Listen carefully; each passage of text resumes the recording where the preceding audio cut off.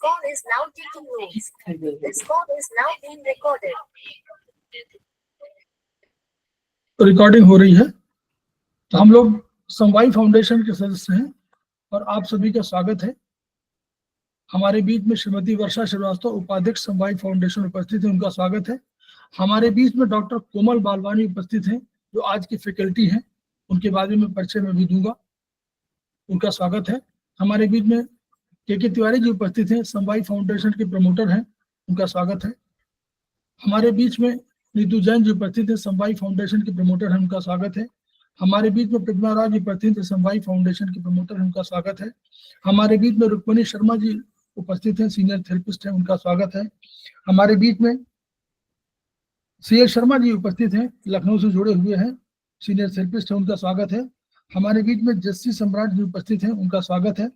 हमारे बीच में करमजीत कौर मैडम उपस्थित हैं, उनका स्वागत है। हमारे बीच में रीता गांधी जी उपस्थित है, सीनियर थेरेपिस्ट है, उनका स्वागत है। इसके अतिरिक्त अन्य अगर किसी ने ज्वाइन किया है तो उनका भी स्वागत है। तो हम लोग समवाई फाउंडेशन के सदस्य हैं और हम लोग एक्यूप्रेशर शोध प्रशिक्षण उपचार संस्थान प्रयागराज से संबद्ध हैं। वहां के मनीषी ब्रह्मलीन एमपी खेमका सर के हम ऋणी हैं, जिनकी वजह से संस्थान को यह शोहरत मिली हुई है और इस विधा को, ये एक्यूप्रेशर विधा को इतनी ख्याति मिली हुई है। संस्थान का एक मोटो है, each one reach one, each one treat one, each one teach one. उसी को आपके माध्यम से जन जन जागरण अभियान के तहत पूरे विश्व में फैलाने का हमारा सपना है और हमें विश्वास है कि विधा जो अपेक्षाकृत कम खर्चीली है उसका लाभ केवल आपको ही नहीं मिलेगा, आपके घर परिवार पास पड़ोस इष्ट मित्र बंधु बांधवों को ही नहीं मिलेगा वरन समस्त पीड़ित मानवता को मिलेगा। इसी विचार के साथ हम लोग आज इस क्लास में हैं। हम लोगों का उद्देश्य है ईच वन रीच वन। कोई भी विधा जो आपके जन कल्याण के लिए हितार्थ, उसके हित के लिए हो, उसके कल्याणकारी कामना के अर्थ के साथ हो, उस विधा को हमको जानना चाहिए, क्योंकि हम सब का उद्देश्य है कि हम दुखों के मूल कारण जो है रोग है उसको दूर कर सके। वो दुख मानसिक हो सकते हैं, शारीरिक हो सकते हैं, तो उन दुखों को दूर करने का हमारा लक्ष्य है। तो इसी कड़ी में हम लोग आज डॉक्टर कोमल बालवानी जी का स्वागत कर रहे हैं। उनके बारे में थोड़ा सा परिचय दे दूं। वो नेचुरोपैथी से उन्होंने डिप्लोमा किया है, योगा में डिप्लोमा किया हुआ है।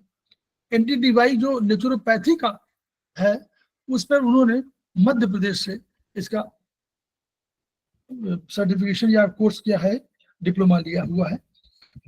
ब्यूटी थेरेपिस्ट भी हैं, पंजाब में है नेचुरली, वहां पर थोड़ा सा ये ब्यूटी उन्होंने इस पर भी अपना वर्क किया हुआ, शोध किया हुआ है। स्पर्श चिकित्सा को भी वो करती है।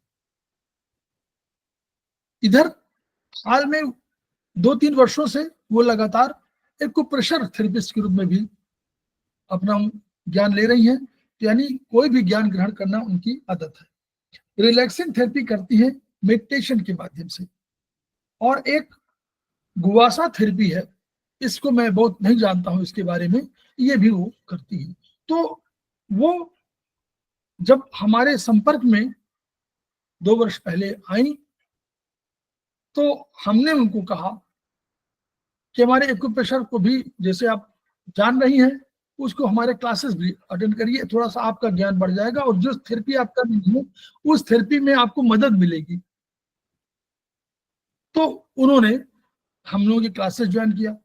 फिर मैंने उनसे रिक्वेस्ट किया कि आपके पास जो ज्ञान है वो ज्ञान हमारे पास नहीं है। नेचुरोपैथी का ज्ञान हम लोग कम जानते हैं, कुछ चीजें कॉमन है, तो हमको भी कुछ अगर ज्ञान दीजिए तो हम लोग यही ज्ञान गंगा इधर से उधर बहे, उधर से इधर बहे, यही चाहते हैं। क्योंकि जब तक ज्ञान ट्रांसफर नहीं होगा तब तक ज्ञान रुक जाएगा, अगर ज्ञान रुका तो सड़ने लगेगा। तो ज्ञान को लगातार बहना चाहिए, जैसे माँ गंगा लगातार बहती रहती है। तो उसी तरह वो हमारी उन्होंने प्रार्थना को स्वीकार किया। पिछली बार भी उन्होंने एक क्लास लिया था और इस बार भी हमने उनसे रिक्वेस्ट किया कि आप आइए और हमारी क्लास लीजिए। तो आज उनको मैंने आज के लिए राजी किया। तो हम लोगों का सौभाग्य है कि वो हमारे बीच में है और हमको कुछ देंगे। इस बीच में हमारे शीतल बासुपिया जी ने ज्वाइन कर लिया है, हमारे वोटर है। हमारे सुशील कुमार जी ने ज्वाइन किया हुआ है, वो भी हमारे समाज फाउंडेशन के प्रमोटर है, तो उनका भी स्वागत कर रहा हूं। अभी जस्सी सम्राट जी ने ज्वाइन किया हुआ है, उनका भी मैं स्वागत कर रहा हूं। तो अब मैं मैडम का जो डॉक्टर कोमल बालवानी का जो सब्जेक्ट है वो है प्राकृतिक चिकित्सा दर्शन एवं सिद्धांत। इस विषय पर मैं उनके विचार आमंत्रित कर रहा हूं और क्लास उनको हैंड ओवर कर रहा हूं। थैंक यू सर, शुक्रिया, बहुत बहुत धन्यवाद आपका। और आपका जो बड़प्पन है वो इतना है कि आप इतनी तारीफ कर रहे हैं जिसके कि लायक बिल्कुल भी नहीं है हम। और ये आपने इस समझा इस लायक, तो मुझे आपने ये एक बहुत बड़ी अपॉर्चुनिटी दी है यहाँ पे बोलने की, तो इसके लिए मैं आपकी बहुत दिल से आभारी हूँ। थैंक यू करती हूँ आपका। सभी का स्वागत करते हुए यहाँ पे जितने भी मेरे मित्रगण हैं सबको नमस्कार। और आज हरियाली तीज है, सबको बहुत बहुत मुबारक। जैसे सर ने बताया कि थैंक यू, जैसे सर ने बताया आज की मतलब जैसे जो पहले सीख चुकी थी, लेकिन जो मैं अब सीख रही हूँ वो कहीं बहुत ज़्यादा है। जो मैंने पहले तो बहुत थोड़ा सा सीखा था नेचुरोपैथी को, लेकिन अब जो मैं सीख रही हूँ सर के साथ में और आप सब लोगों के साथ, वो बहुत बड़ी चीज़ें हैं। तो जैसे मैंने शुरू किया था, सर ने बताया, मैंने अपने ब्यूटी से ही किया था। आज से मुझे 35 साल हो गए पहले, तो मैंने अपने ब्यूटी से मैंने अपना काम शुरू किया। तो जैसे जैसे मैं उसमें काम करती गई तो मुझे ऐसा, जैसे कई लोग ना अपनी प्रॉब्लम्स को लेके हमारे पास ही आते हैं, उनको लगता है कि अगर स्किन की कोई प्रॉब्लम है, हेयर की प्रॉब्लम है, तो पार्लर में हो जाएगी ठीक। तो वो जब हमारे पास आते थे तो हम लोग उनको करते थे, क्योंकि मैं शुरू से ही जो मैंने भी जहाँ से भी ट्रेनिंग ली है तो बहुत ही एडवांस और मशीनों के साथ में नेचुरल तरीके से करी थी। लेकिन फिर भी कहीं ना कहीं कुछ कमी लगती थी कि हम लोग उनको पूरा तरीके से वो नहीं दे पा रहे हैं। तो जिसकी वजह से मुझे शौक था सीखने का। फिर मैंने एक योगा में जाती थी करने, तो वहां मुझे किसी ने बोला कि आप नेचुरोपैथी कर लो। तो फिर मैंने नेचुरोपैथी करी, तो आज से मेरे को 25 साल हो गए। 2001 में मैंने नेचुरोपैथी करी थी। और वहां पे जो मेरे 1 साल जो मेरे गुरु हैं, वैसे तो 4 साल की इसकी पढ़ाई होती है पूरा, लेकिन जो उसकी ट्रेनिंग होती है वो जो है वो हमारे को नेचुरोपैथ सेंटर में ही करनी होती है, 6 महीने की ट्रेनिंग।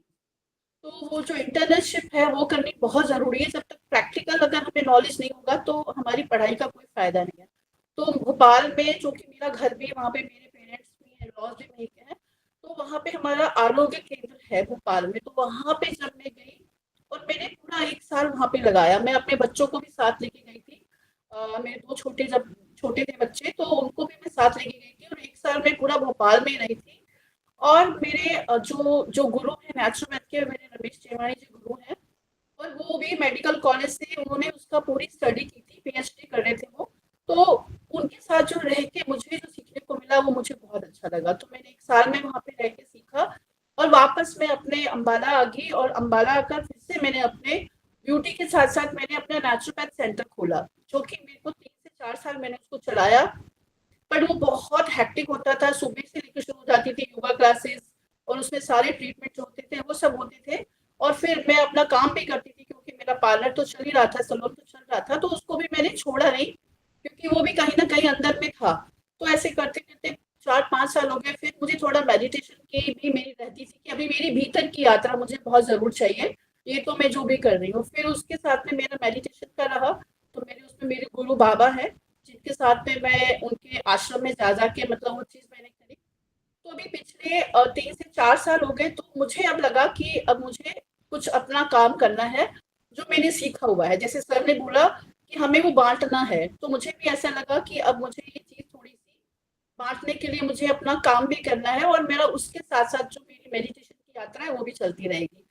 तो फिर मेरे यहाँ पे दोबारा से आके अपना सब कुछ किया। चल तो रहा था पीछे से काम, लेकिन वो सब बस ऐसे ही चल रहा था कि मेरा आना जाना होता था। और मेरे मन में जब मैंने 2001 में जब मैंने नेचुरोपैथी में वहाँ पे मैंने किया, तो वहाँ पे एक एक्यूप्रेशर के भी हैं, मास्टर हैं, वो भी बहुत मास्टर हैं बड़े, तो वो भी उनका भी चलता था वहाँ पर। बट जब हम उनके पास जाते थे तो हमें ऐसे सीखने को नहीं मिला था। मतलब हम देखते थे खाली कि वहाँ पे क्या क्या हो रहा है, तो मेरे मन में वो एक चीज अटकती थी कि मुझे ना एक्यूप्रेशर का मुझे करना है, और हमेशा अपनी तलाश भी रहती थी। तो बस वो जो तलाश थी, भगवान ने वो मुझे एक बहुत अच्छे गुरु के रूप में मेरी पूरी करी। अरविंद सर मुझे मिल गए, और उनके द्वारा जो मैं अभी सीख रही हूँ, तो मैं बहुत ज्यादा अपने आप को भाग्यशाली समझती हूँ, क्योंकि जो मेरी वो चीज रही हुई थी वो मुझे मिल गई। तो मैं प्राकृतिक चिकित्सा को जो मतलब अगर हम समझे, तो जो हम जो अभी कर रहे हैं आयुर्वेद और हमारा जो टीसीएम है, तो वो भी एक ऐसा ही है। मतलब कोई भिन्न नहीं है वो बहुत ज्यादा, बस उसमें सिर्फ जो एक ट्रीटमेंट है ना वो एक अलग है। बाकी तो जो चीजें हैं वो तो जो हम यहाँ पर अपनी जितनी ऊर्जाएं पढ़ते हैं उसी सब चीजों की है, लेकिन वहाँ पे जो इलाज करते हैं वो इलाज करने का तरीका अलग है। तो अगर हम प्राकृतिक दर्शन की अगर मैं बात करूं, तो मैं थोड़ा सा ऐसे बताना चाहूंगी कि प्राकृतिक चिकित्सा वस्तुतः तत्व चिकित्सा है, जिसका शाब्दिक अर्थ षट तत्वों द्वारा, षट तत्व यानी कि वो छह जो हमारी ऊर्जाएं हैं, जो हमारे तत्व हैं, जो हमारे प्राकृतिक तत्व हैं, जो भौतिक और आध्यात्मिक और आधिदैविक, इन सबके साथ में वो होते हैं। और यानी कि महातत्व, आकाश, वायु तत्व, अग्नि तत्व, जल तत्व एवं पृथ्वी तत्व के योग से सर्व प्रकार के रोगों का निवारण होता है। महातत्व मतलब कि वही जो हम राम नाम का, जो हम एक अपनी जो भगवान के साथ में जुड़ के, जब ये आकाश तत्व, वायु तत्व, अग्नि तत्व, जल तत्व और पृथ्वी तत्व को हम लोग जब बैलेंस करते हैं, इनका ट्रीटमेंट अपनी बॉडी के साथ में करते हैं, तो जितने भी रोग हैं हमारे वो ऑटोमेटिक वो खत्म हो जाते हैं। तो इसको कई नामों से जाना जाता है, जैसे ये प्रकृति चिकित्सा है, प्राकृतिक है, प्राकृतिक चिकित्सा है, नैसर्गिक चिकित्सा है, कुदरती इलाज है, नेचर क्योर है। सब लोग इसको अलग अलग तरीके से इसके नाम रखते हैं, परंतु जो सबसे जो बड़ी चीज है, ये चिकित्सा के साथ साथ जीवन विज्ञान है, यानी कि जीवन जीने की शैली है। ये इलाज के साथ साथ जब हम लोग रोगी का हम लोग इलाज करते हैं, तो उनके साथ साथ हम उनकी जीवन शैली को बदलते हैं। तो जो नेचुरोपैथी है वो हमारा एक जो हमारा दिनचर्या है, जो जीवन शैली है, वो ही हमारा एक इलाज के रूप में होता है। तो इस तरह हम देखते हैं कि चिकित्सा विज्ञान केवल चिकित्सा प्रणाली ही नहीं है, वरना जल चिकित्सा, वायु चिकित्सा आदि ही नहीं, अपितु रहन सहन का स्वाभाविक ढंग को सीखने की विधि है। इसमें बताया जाता है कि क्या और कब और कितना और क्यों खाना चाहिए, कितना पीना चाहिए, कैसे सोया जाता है, कैसे पसीना निकाला जाता है, यानी कि जीवन उपयोगी जो अन्य सभी कामों को प्राकृतिक ढंग से हमें कैसे करना है। इसके अलावा जो ये 6 तत्व है, इनसे हमारा शरीर का जो बना हुआ है, केवल उनका उपयोग करके रोगावस्था या निरोगावस्था दोनों में ही बुद्धिमानी के साथ एक समान उसका रूप मतलब उसको यूज करके, उसका जीवन में उपयोग करके हम अपना जीवन आनंदमय और लंबा बना सकते हैं। हमारे राष्ट्रपिता महात्मा गांधी ने जीवन काल में 1000 बार बड़े जोरदार शब्दों में कहा है कि तन और मन स्वस्थ रखने के लिए प्राकृतिक जीवन अपनाना तथा किसी प्रकार का रोग होने पर प्राकृतिक चिकित्सा ही एकमात्र बाह्य पद्धति है। हमारी डॉक्टरी की दवाएं, जिनमें कि देश के करोड़ों लोग लाभ नहीं उठा सकते, हमारे लिए अभिशाप है। मतलब जितनी भी हमारी दवाएं चलती है उसमें करोड़ों लोग जो लाभ उठा ही नहीं सकते, तो ये हमारे लिए एक अभिशाप है। रोग के लक्षणों को दबाकर या दूर कर देने से डॉक्टर और रोगी का नाता ही टूट जाता है, मगर प्राकृतिक चिकित्सक अपने रोगी को जीवन बिताने का तरीका सिखाते हैं, उससे वह घर पर रहकर अच्छी तरह अपना जीवन बिता सके और आगे कभी बीमार ना हो, पुनः रोग के लिए कोई गुंजाइश ही ना रहे। यह चिकित्सा प्रणाली बहुत कम खर्चीली है आम चिकित्सा प्रणालियों की अपेक्षा, जिसके कारण हमारे निर्धन देश के लिए बड़ी उपयोगी सिद्ध होती है, जिससे हमारे ग्रामीण क्षेत्र में करोड़ों की संख्या में आसानी से अपनाकर बिना दवा, बिना डॉक्टर के रोग मुक्त पा सकते हैं। जैसे कि हम भी ऐसा ही जीवन जी रहे हैं। हमारे घर में कोई किसी को रोग नहीं है, हमारे घर में पिछले 25 साल से किसी ने कोई दवाई नहीं ली है। हमारी छोटी सी गुड़िया है, 4 साल की होने वाली है, पर आज तक वो कभी हमने उसको दवाई नहीं दी, उसको डॉक्टर के पास जाने की कभी जरूरत ही नहीं पड़ी, क्योंकि हमारी जो जीवन शैली है वो ऐसी हो गई है कि हम लोग जो अपना जीवन है वो बिल्कुल स्वस्थ गुजार रहे हैं। मेरे हस्बैंड भी 70 इयर्स के हैं, पर उनके पास भी एक भी चीज ऐसी नहीं है कि जिसकी वो दवाई खाते हैं, बहुत अच्छा तंदुरुस्त जीवन जी रहे हैं। तो ये सब नेचुरोपैथी की वजह से। इसके सीधे साधे स्वाभाविक प्रयोगों से किसी प्रकार के दुख के बदले आनंद ही प्राप्त होता है। मानव प्राकृतिक चिकित्सा का ज्ञान प्राप्त करके इसको व्यवहार में लाए तो सुख, शांति और आनंद को प्राप्त कर अपना जीवन सरलता से जी सकता है। तो ये तो हमारा था जो कि हम बोलते हैं ये हमारा दर्शन, प्राकृतिक दर्शन। अब इसके सिद्धांत पे अगर हम बात करेंगे तो सिद्धांत में वो ही आ जाती है चीजें जो हम लोग आजकल पढ़ रहे हैं, या उससे भी बहुत ज्यादा उसके अंदर चीजें हैं। बस एक ही चीज है कि इसमें जो इलाज है वो एक अलग तरीके से होता है। तो अगर 10 सिद्धांत होते हैं प्राकृतिक चिकित्सा के, आधुनिक प्राकृतिक चिकित्सा का धीरे धीरे विकास होने लगा। मतलब जो ये आधुनिक विकास यानी कि जिसको बोलते हैं साइंस का जो हमारा इलाज आने लग गया, वो धीरे धीरे करके उसका विकास होने लगा और हमारी जो प्राकृतिक चिकित्सा है वो धीरे धीरे लुप्त होने लगी। यानी कि उसको धीरे धीरे लोग भूलते चले गए और धीरे धीरे हमारी जो भी एडवांस जो मेडिकल चीजें हैं वो हमारे पास आने लगी। तो यह जो है ये वैकल्पिक चिकित्सा के रूप में उभर कर सामने में से आती है, लेकिन ये विज्ञान संगत भी है, तर्क संगत भी है और सिद्धांतों के साथ सबके समक्ष हम लोग इसको उपस्थित कर सकते हैं। तो अगर हम इसकी परिभाषा की अगर हम बात करें तो प्राकृतिक चिकित्सा व्यक्ति के शारीरिक, मानसिक, नैतिक तथा आध्यात्मिक तलों पर रचनात्मक सिद्धांतों के अनुकूल निर्मित करने की पद्धति, यानी कि हमें सभी तरीके से अपने आप को रचनात्मक, एक पॉजिटिव अपने आप को बनाना पड़ेगा जिससे कि हम लोग जीवन भर आनंद में रह सकते हैं। प्राकृतिक चिकित्सा विज्ञान या चिकित्सा प्रणाली उतनी ही पुरानी है जितनी की प्रकृति स्वयं। तो इसके आधार है षट तत्व। षट तत्व महातत्व, आकाश तत्व, वायु तत्व, अग्नि तत्व, जल तत्व तथा पृथ्वी तत्व। अगर महातत्व की बात करें तो हम सबको पता है कि हम अगर कोई भी काम अगर हम प्रार्थना के साथ में करते हैं या हम अपनी को ईश्वर के साथ में जोड़ के हम कोई भी काम करते हैं तो हमारा जो भी जीवन है वो एक अच्छा जीवन होने लगता है। और उसमें आकाश तत्व की अगर मैं बात करूं तो आकाश तत्व का हमारे नेचुरोपैथी में जो है उसको बोलते हैं खालीपन, शून्य। तो उसमें हमारी जो चिकित्सा आती है वो उपवास की चिकित्सा उसमें की जाती है, उसको हम आगे समझेंगे। उपवास की चिकित्सा के साथ हम लोग कितना बड़े से बड़ा रोग हो उसको खत्म कर सकते हैं सिर्फ उपवास के माध्यम से। तो उपवास में भी कई तरीके के उपवास आ जाते हैं, कोई जल पे रखता है, कोई फल पे रखता है, कोई जूस पे रखता है। तो इस तरीके से हम आकाश तत्व का जो है वो अपने शरीर में उसको हम लेकर आते हैं। उसके बाद अगर हम बात करें वायु तत्व, तो वायु तत्व का जो है हम सबको जैसे पता है कि ऑक्सीजन, क्योंकि ऑक्सीजन एक ऐसा चीज है जो हमारे प्राण वायु के लिए बहुत जरूरी है। और उसमें अगर हम प्राणायाम बोलते हैं या हमारा योगा बोलते हैं, जितनी भी हमारी चीज है तो वो हमारे वो वायु तत्व को वो बढ़ाते हैं, हमारे ऑक्सीजन को हमारे लिए बढ़ाने का काम करते हैं। उसके बाद अग्नि तत्व जो आता है, तो अग्नि तत्व को अगर हम लोग समझे तो सूर्य चिकित्सा, जैसे कि हम बोलते हैं सूर्य में ही इतनी ऊर्जा होती है और या विटामिन डी भी जो हमारा है सूर्य से ही बनता है हमें। तो सूर्य चिकित्सा के द्वारा हमारा पसीने को निकालने से जितनी हमारे शरीर की गंदगी वो बाहर निकल जाती है, जिससे कि हमें एक तो विटामिन डी मिलने लगता है और कोई परिश्रम, जैसे कई लोग परिश्रम करते हैं तो उनका ऑटोमेटिक पसीना निकलता है, लेकिन अगर जो लोग परिश्रम नहीं करते हैं तो हमारी त्वचा से हमारे जितना भी गंदगी जो विजातीय पदार्थ है वो बाहर निकलता है। तो वो अगर हम नहीं निकालते हैं वो एक हमारी वजह होती है हमारी बीमारी।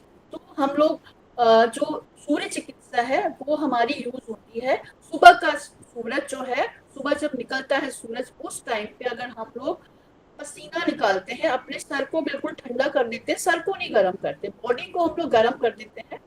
बॉडी को कई बार हम लोग रैप कर देते हैं एक ग्रीन कलर के पॉलिथीन में, मतलब ऐसी चादर में, पॉलिथीन में, जिससे कि हीट हमें मिलती रहे और हमारा पसीना निकले, जिससे कि हमारी बीमारी बाहर निकले।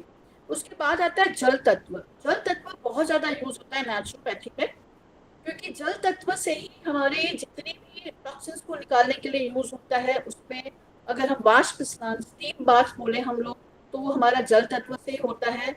अगर हम लोग वॉमिटिंग करते हैं यानी कि वमन क्रिया करते हैं, मतलब इसमें जितनी शुद्धि करते हैं, शुद्धि से ही क्या होती है, हमारी बीमारी ठीक होती है। तो उसमें हमारा जल तत्व का बहुत बड़ा महत्व होता है। अगर हम खाली जल पे भी रहते हैं तो भी हमारी चिकित्सा होती है। अगर हम जल पी के और हम लोग वमन करते हैं वो भी हमारी जल चिकित्सा है। स्टीम बाथ है, हमारा फुट बाथ है, पैरों का स्नान होता है, और हमारा रीढ़ का स्नान होता है। जितने भी ये तरीके के अलग अलग स्नान होते हैं जो कि क्या करते हैं, हमारी बॉडी को स्टिमुलेट करते हैं और हमारे टॉक्सिन्स को बाहर निकालते हैं। उसके बाद है पृथ्वी तत्व। तो पृथ्वी तत्व जो हम मानते हैं उसमें हमारा भोजन आता है, या मिट्टी का जो लेप आता है, यानी कि मड के साथ में अगर हम लोग मिट्टी की एक पट्टी बना देते हैं और हम अपने पेट में रखते हैं, तो जितनी भी हमारी आंतों में जो भी गंदगी है वो हमारी पेट के द्वारा बाहर निकलना चालू होती है। वो जो गर्मी है उसकी दूर होना शुरू हो जाती है। तो मड मड बाथ भी बहुत चलते हैं। मिट्टी का स्नान, मिट्टी में बैठ के सारा अपने आप को डुबो भी देते हैं। तो उससे जितने भी हमारे स्किन के द्वारा, यानी स्किन डिजीज भी होती है वो भी हमारी ठीक होती है, और हमारे जितना भी है शरीर को एक ऊर्जा मिलना चालू हो जाती है। क्योंकि हमारा जो शरीर है, बहुत ऊर्जा जब कम होती है हमारे शरीर में तभी हमारे शरीर में बीमारियां बनती हैं। लेकिन अगर हम लोग मड बाथ, बहुत अच्छा मड बाथ लगता है, जब हम लोग मड बाथ लेते हैं उसके बाद हम स्नान करते हैं तो इतनी बढ़िया नींद आती है, इतना रिलैक्सिंग लगता है, इतना अच्छा लगता है। जैसे कि पहले के टाइम में अगर हम बोले कि मुल्तानी मिट्टी वगैरह का भी जो लेप है वो भी इसीलिए है। लेकिन ये जो एक चिकनी मिट्टी है और उसमें उसके अगर हम आंखों पे भी रखते हैं, आई पैक भी बनता है उसमें, हमारा पेट पे हम लोग रखते हैं पट्टी, वो भी उसका भी होता है, और साथ में हम पूरी बॉडी पे भी उस मिट्टी का यूज करते हैं। तो ये तरीके होते हैं हमारे उसके इलाज के लिए।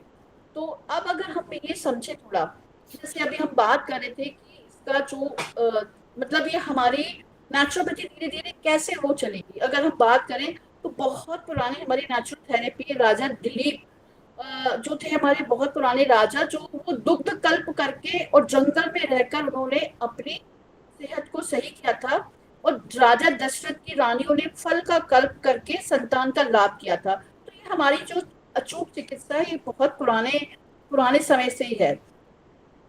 रावण काल से औषध सेवन प्रारंभ होने लग गया। रावण भोग विलासी एवं मदिरा पान करने वाले होने के कारण उसे उपवास या चिकित्सा, प्राकृतिक चिकित्सा करने में उनको कष्ट होता था।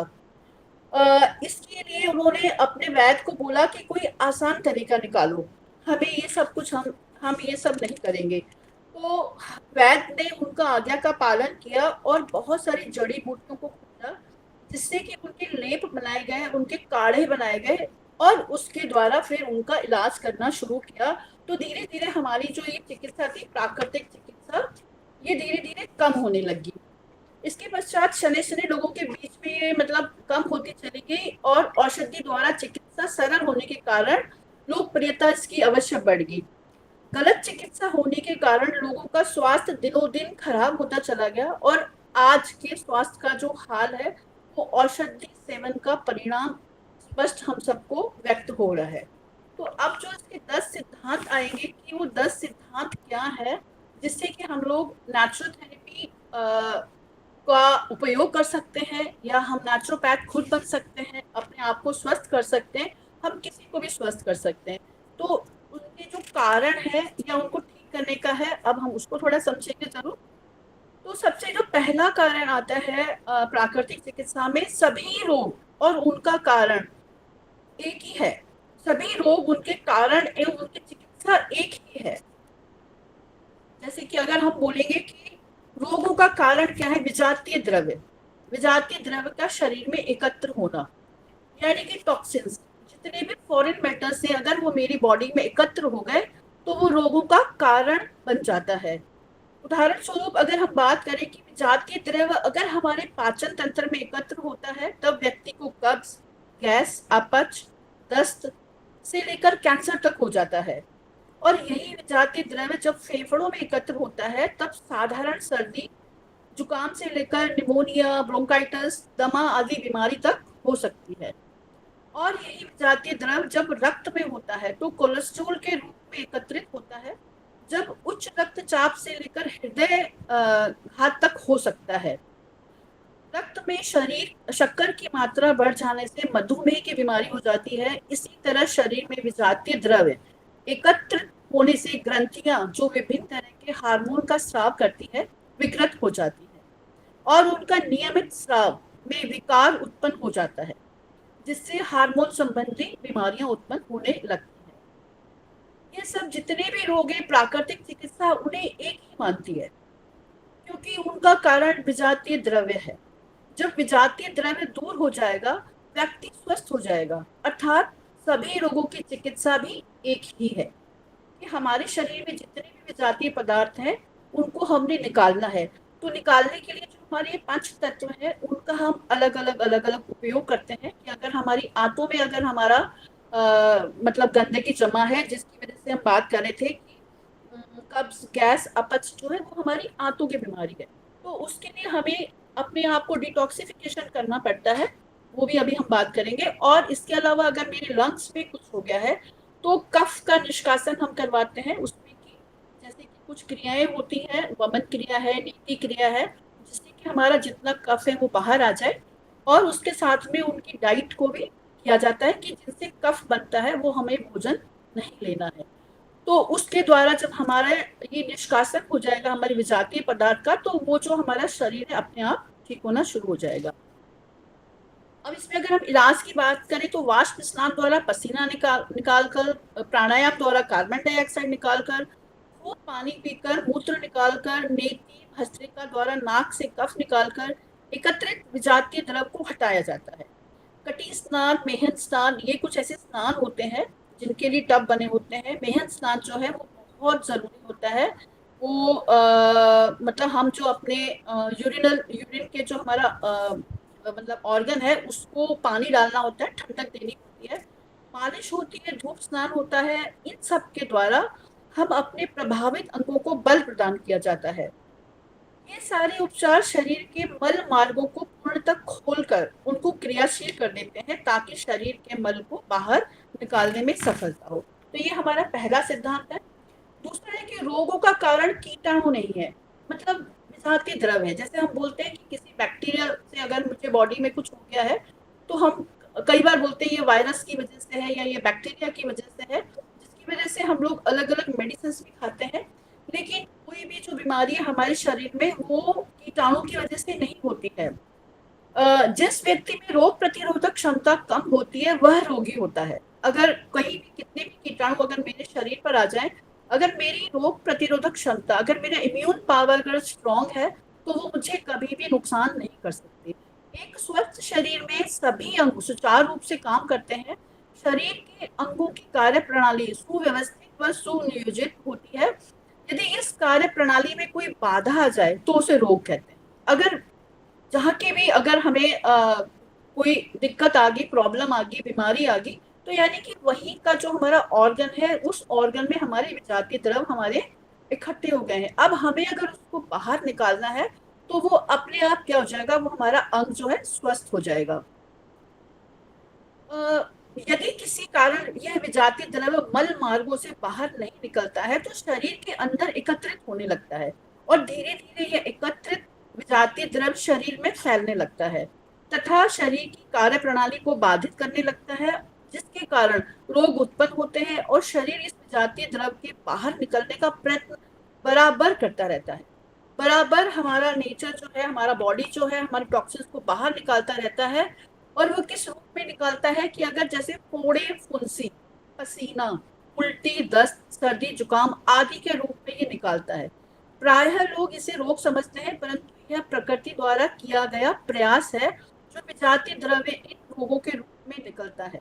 यदि हम इसे बाधित न करें तो इसे बाहर करने में शरीर की सहायता करें तो विजातीय द्रव के बाहर निकल जाने पर शरीर को आराम होता है और रोग दूर हो जाता है और शरीर स्वस्थ हो जाता है। इससे स्पष्ट है कि शरीर में विजातीय द्रव किसी बैक्टीरिया की वजह से नहीं है, बल्कि हमारे की इम्यून अगर हमारी सिस्टम वीक है या हमारे शरीर में प्राण ऊर्जा कम है तो जिसकी वजह से हमें बीमारी होना शुरू हो जाती है। क्योंकि हम अपने घर में भी देखते हैं, जब अगर हमारे बच्चे छोटे बच्चे होते हैं, अगर उनको जरा सा भी सर्दी खांसी होती है तो हम लोग डॉक्टर के पास भागते हैं।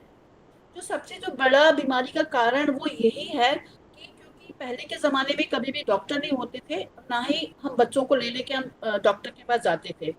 तो ये जो हम छोटी-छोटी बीमारियों को हम लोग दबा देते हैं, जिनको हम जानते हैं कि हमारी एक्यूट है ये, तो अगर ये स्वस्थ है, ये प्रकृति हमें स्वस्थ करने के लिए ये चीज़ें कर रही है कि विजातीय पदार्थ इससे बाहर निकले। मान लो दस्त हो गए, तो दस्त में भी क्या गंदा ही तो निकलता है, अच्छा थोड़ी निकल रहा है। हम लोग सोचते हैं ओहो हमें वीकनेस आ जाएगी, हम ये हो जाएँगे, हम उनको बंद कर देते हैं। तो ये जो बंद करना या जैसे हमें कफ कोल्ड हो गया, खांसी हो गई, जितना भी हमारे अंदर से निकल रहा है, वेस्ट निकल रहा है, तो उसको भी हम क्या करते हैं, हम उसको रोक देते हैं बचपन से ही।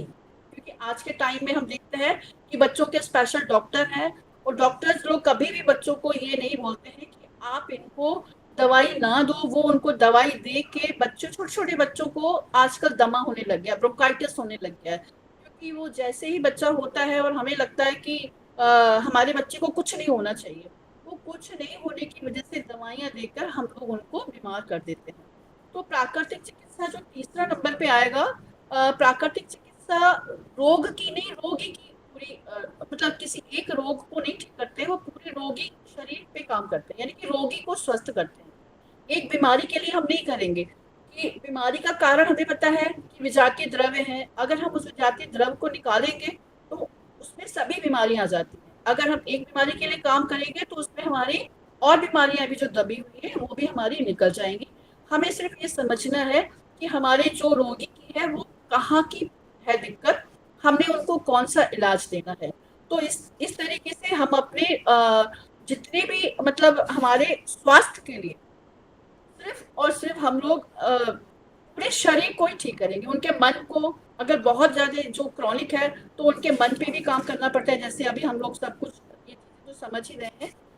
उसके बाद अगर हम चौथे सिद्धांत की बात करेंगे तो इसमें यह है कि प्रकृति स्वयं चिकित्सक है, यानी कि प्रकृति स्वयं ही चिकित्सक है, वो स्वयं ही हमें चिकित्सा करती है और स्वयं ही हमें ठीक करने के लिए हमें जो जितने भी हमारे ये कफ कोल्ड होता है ये चिकित्सा ही है हमारी। तो यानी कि हमारा जो चिकित्सक है वो हमारा स्वयं शरीर है, हम ही डॉक्टर है अपने शरीर के। हमें किसी को भी जाने की ज़रूरत नहीं पड़ती है क्योंकि हमारा शरीर हमें बताता है हमें क्या हो रहा है। हम लोग कई बार टेस्ट करवाते हैं तो टेस्ट में हमें कोई चीज़ नहीं आती है, लेकिन मेरा शरीर मुझे बता रहा होता है कि मुझे शरीर में क्या हो रहा है। तो हम सबसे बड़े जो डॉक्टर हैं हम खुद ही हैं।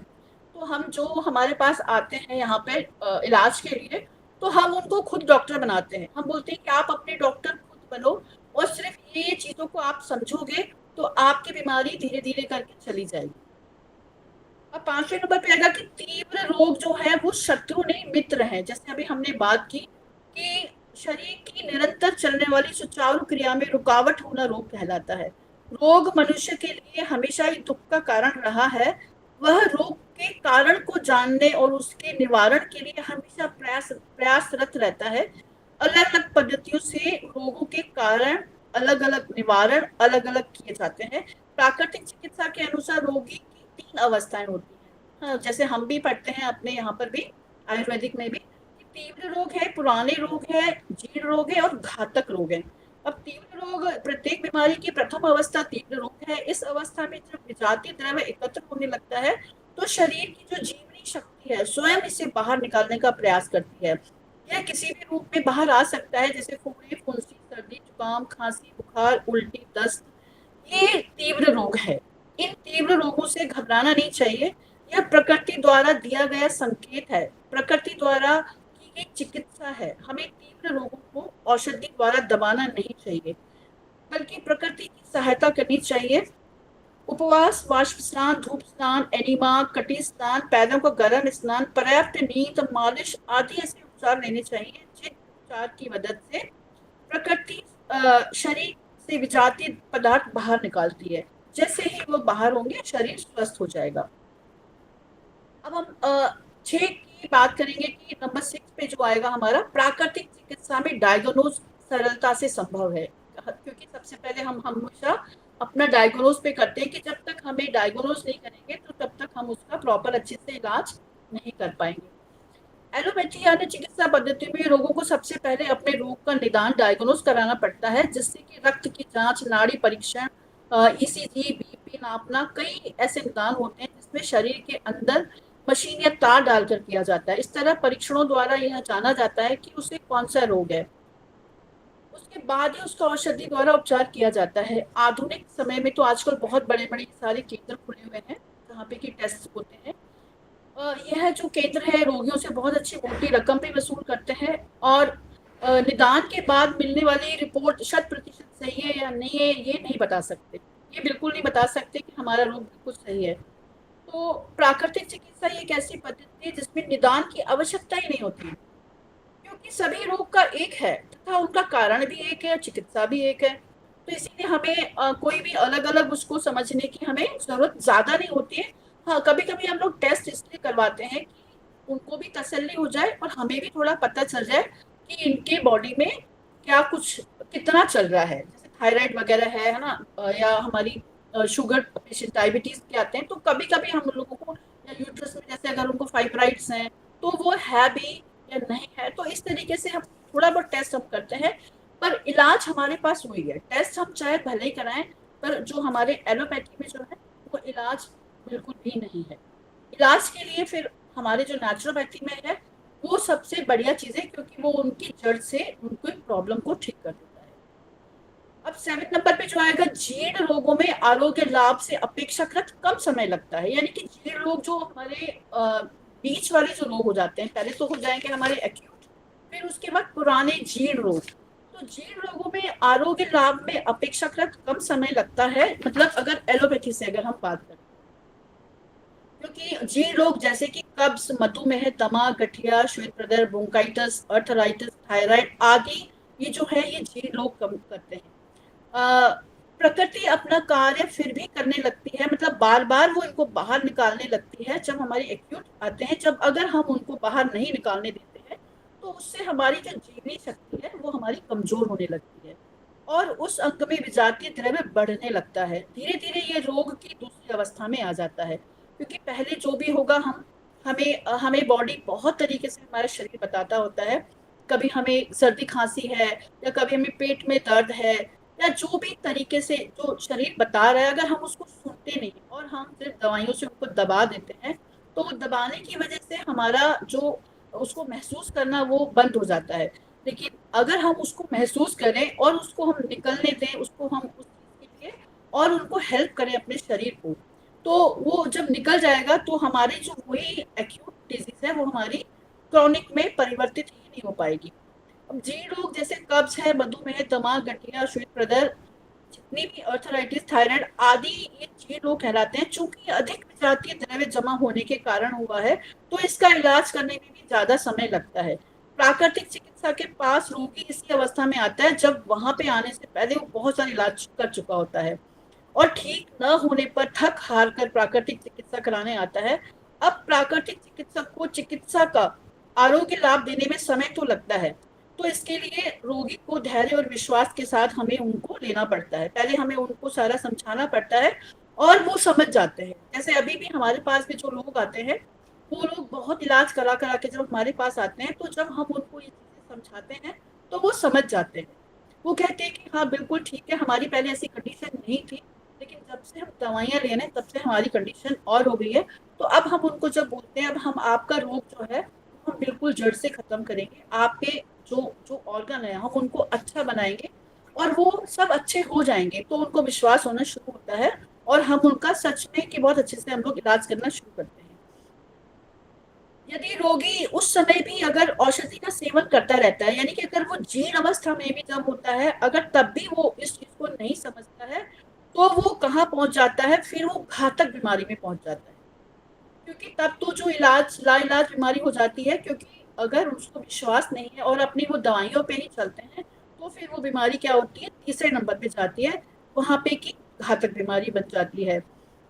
और तीसरी अवस्था में घातक रोग में बदल सकते हैं, यानी कि जीर्ण रोग में रोगी ने अपना समय औषधि और डॉक्टरों के चक्कर काटने में लगा देने के बाद जब प्राकृतिक चिकित्सक के पास आते हैं तो प्राकृतिक चिकित्सा तब भी हम उनको ठीक कर सकते हैं। अगर वो हमारे पास जीर्ण अवस्था में भी आते हैं तब उनको उपवास, एनीमा, वाष्प स्नान, कटी स्नान, धूप स्नान, लपेट, मिट्टी की पट्टी आदि उपचार देकर जो उनके विजातीय द्रव्य है उनको बाहर निकालने का पूरा प्रयास करते हैं।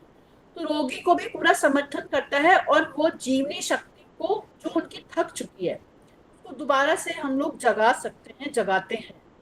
हमने बहुत सारे ऐसे लोगों को ठीक किया है जो कि बहुत सारी दवाइयों के बाद थक चुके थे, लेकिन बहुत अच्छा लगता है हमें भी कि ये सब चीजें हमें मिली हैं तो हम उसका कुछ उपयोग कर पा रहे हैं। तो सच में, और अभी जो हम और साथ साथ सीख रहे हैं तो इससे मुझे और मजा आ रहा है काम करने में। तो इस तरीके से जीर्ण रोग भी अगर कोई हमारे पास बिल्कुल ऐसा हो जाए, इंसान की बिल्कुल निराश हो जाता है, तो वहां पर भी हम उनको ठीक कर सकते हैं, उनके मन पर काम करते हैं और उनके सभी खान पान पे काम करते हैं। उनके जितने विजातीय द्रव्य हैं, सबसे जो मेन चीज है वो विजातीय द्रव्य ही है। और वो सब हम लोग अभी डिटॉक्सिफिकेशन की बात करते हैं, तिवारी सर ने भी उस दिन बताया था बहुत अच्छे से। तो अभी वो मैं आपको बताऊंगी भी उसके लिए कि हमें कैसे डिटॉक्सिफिकेशन करना है। अब नंबर 8 पॉइंट पे अगर हम आते हैं तो उसमें आता है कि प्राकृतिक चिकित्सा में दबे हुए रोग उभर कर ठीक होते हैं। यानी कि अगर हम लोगों ने जो धीरे धीरे करके हमारे जो रोग दब चुके हैं, तो जब हम प्राकृतिक चिकित्सा में हम उनको लेकर आते हैं तो ये जो दबे हुए रोग हैं वो बाहर निकलते हैं, वो बाहर आते हैं, जिसको कि हम बोलते हैं उभार। प्राकृतिक चिकित्सा में कोई आता है तो उनकी जो बहुत टाइम से पीछे से जितनी बीमारियां दबी हुई हैं वो उसी रूप में बाहर आती हैं। कभी उनको खांसी बलगम रहेगा तो खांसी बलगम भी होगा उनका, कभी उनको बुखार होगा तो बुखार भी आ सकता है, कभी उनको दर्द भी हो सकता है। तो उसके लिए हम उनको बोलते हैं कि ये आपके लिए अच्छा साइन है कि आपकी बीमारी ना बाहर आ रही है। और वो 24 घंटे 48 घंटे रहती है, उसके बाद अपने आप वो ठीक हो जाती है। तो मतलब जितने इसको बोलते हैं हीलिंग क्राइसिस, क्रिएटिव क्राइसिस बोलते हैं, हीलिंग क्राइसिस बोलते हैं, कि ये उभार जो है ये आते ही आते हैं। क्योंकि जब हम उपवास करते हैं, हम लोग वैसे भी देखते हैं कि जब उपवास करते हैं ना तो लोगों को सर में दर्द होना शुरू होता है। क्यों? क्योंकि जब हमारी एक एनर्जी है जो हमारी एक उसका उसका काम है, मतलब जितनी भी हमारी हम बोलते हैं ना शक्ति, जीवनी शक्ति है, उसका सबसे पहला काम है हमारा डाइजेशन करना। जैसे ही हमने कुछ खाया है तो उसको डाइजेस्ट करेगी, सबसे पहला उसका यही काम है। उसके बाद जब डाइजेशन से उसको छुट्टी मिलती है तो वो करती है एलिमिनेशन, यानी कि हमारी शरीर से गंदगी को बाहर निकालने का काम करती है। जब वो उससे फुर्सत पाती है तो वो करती है हमारी ऑटो हीलिंग, अपने आप से हमें वो हील करती है। क्योंकि कभी भी हमने देखा है कि हड्डी जब टूट जाती है या कोई ऐसा हो जाता है तो उसको कभी भी डॉक्टर नहीं कर सकता, वो उसको रेस्ट पे लेकर आते हैं और वो हमारी हड्डी भी अपने आप जुड़ती है। हमारे बहुत सारी ऐसी बीमारियां हैं सिर्फ सो के हम खत्म कर देते हैं। तो वहां पर क्या रहता है कि ये जैसे कुछ उभार बन जाते हैं, उभार के द्वारा जितनी भी दबी हुई बीमारियां हैं वो बाहर आती हैं। तो इसके लिए बस हमें थोड़ा अपने पेशेंट को थोड़ा मेंटली उनको स्ट्रांग बनाना पड़ता है, उनके विल पावर के साथ में काम करना पड़ता है कि आपको खुश होना चाहिए, आपके लिए बहुत अच्छी बात है, जो चीज दबी हुई थी वो चीज बाहर आ रही है। हम लोग कुछ चीजों से निकालते भी हैं बाहर, जैसे वाष्प स्नान से, एनिमा से, है ना, वमन क्रिया से।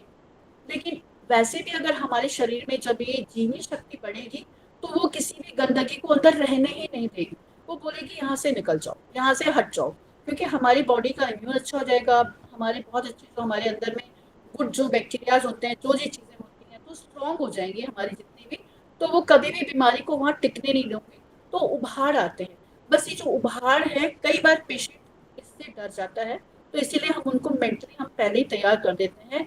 और एक बार अगर आपने देखो बुखार आया, जैसे बच्चों की अगर मैं बात करूं तो बुखार आता है, वो फिर हम क्या करते हैं, दवाई देते हैं, वो कुछ दिन ठीक हुआ फिर दोबारा से आ गया, क्योंकि शरीर को तो उसको निकालना है बाहर। क्योंकि जब बुखार आएगा तो जब टेम्परेचर हाई हो जाएगा तो जितने भी मेरे अंदर में बैक्टीरिया है उसको भस्म करना है, इन्फेक्शन है उसको खत्म करना है, तो वो ताप बढ़ेगा तभी होएगा। तो अगर हम उसको दोबारा से दवाई से दबा देते हैं, या किसी को खांसी होती है तो हम दबा देते हैं, तो वो बार बार आती है और हम उसको बार बार दवाई देते हैं। तो उभार वो यही है कि जब क्रॉनिक बन जाते हैं तो वो सब चीजें फिर बाहर निकलना चालू हो जाती हैं। तो हमें उन उभारों से डरना नहीं है। हम लोग अभी भी जो अपने भी ट्रीटमेंट करते हैं यहाँ पर भी, तो उसमें भी कई बार ऐसे हो जाता है। उसके बाद आता है 9 नंबर पे कि प्राकृतिक चिकित्सा द्वारा शारीरिक, मानसिक, सामाजिक, आध्यात्मिक चारों पक्षों की चिकित्सा एक साथ हो जाती है। क्योंकि जब इंसान बीमार होता है तो बहुत तरीके से डिप्रेशन वगैरह में आ जाता है। अगर हम शुरू से ही अगर हम अपना दिनचर्या ऐसी रखेंगे तो वो इंसान शारीरिक रूप से मजबूत होगा, उसका मानसिक भी बहुत अच्छा होगा, सामाजिक भी वो अच्छा होगा और आध्यात्मिक भी होगा। क्योंकि जब शरीर में विजातीय द्रव्य नहीं होते हैं तो हमारा जब मन अच्छा होता है, सब चीज़ अच्छी होती है, तो हम इन चारों तरीके से हम क्या हो जाते हैं, स्ट्रॉन्ग हो जाते हैं। प्राकृतिक चिकित्सा में फलाहार, रसाहार, उपवास, कल्प आदि के द्वारा चिकित्सा की जाती है और हम सभी जानते हैं कि फलों में बड़ा सात्विक आहार कोई भी नहीं। फल क्षारीय होते हैं और ये रक्त में बढ़े हुए अम्ल को कम करते हैं। जैसे जैसे रक्त में अम्ल कम होगा वैसे वैसे शरीर स्वस्थ हो जाएगा। इसलिए तो प्राकृतिक चिकित्सा एक पूर्ण चिकित्सा है। यह पद्धति धर्म पद्धति पर आधारित है। शरीर से विजातीय द्रव्य को दीवार शरीर से विजातीय द्रव्य की दीवार हटाओ और शारीरिक लाभ प्राप्त करो। मन से राग, द्वेष, क्रोध, मोह, घृणा हटाओ, मानसिक शांति पाओ, आत्मा से पाप का विसर्जन करो और आत्मा को परमात्मा के मिलन का मार्ग प्रशस्त करो। तो ये हमारी नेचुरोपैथी का ये धर्म है। अब जो 10वां पॉइंट आता है उसमें ये आता है कि प्राकृतिक चिकित्सा में औषधियों का स्थान नहीं है। इसमें कोई भी औषधि नहीं दी जाती है। इसमें सिर्फ और सिर्फ हमारा जो खाना है, जो हमारा भोजन है, उसी को ही हमारी औषधि के रूप में हम करते हैं। तो कुछ चीज़ें ऐसी होती हैं जो प्रकृति ने हमें इस तरीके से दी हैं। जैसे हम बात करते हैं कि हमारा जो गला है, वो अगर किसी को भी थायराइड है या गले में कोई दिक्कत है, तो पाइनएप्पल, वो जो कि हमारे पाइनएप्पल जो हमारे गले की शेप का ही है। अखरोट की हम बात करते हैं, जैसे हमारे ब्रेन की तरह है। बादाम की हम बात करते हैं, वो हमारी आंखों की तरह है। तो ऐसे जो भी चीज़ें, हमारी इमली जो है वो हमारी आंतों की तरह है। इमली बहुत अच्छी होती है आंतों के लिए। तो वो चीज़ें जो होती हैं वही हमारी औषधियाँ हैं और बाकी जो हम लोग ट्रीटमेंट देते हैं उनको, वो हमारी औषधि के रूप में होता है। तो बस एक ही चीज़ है इसमें कि लास्ट में ये बोलूँगी कि आकाश, मिट्टी, पानी, धूप, हवा, सब रोगों की यही है दवा। यानी कि आकाश, मिट्टी, पानी, धूप और हवा, इन्हीं चीज़ों से हम करेंगे तो यही रोगों की एक दवा है।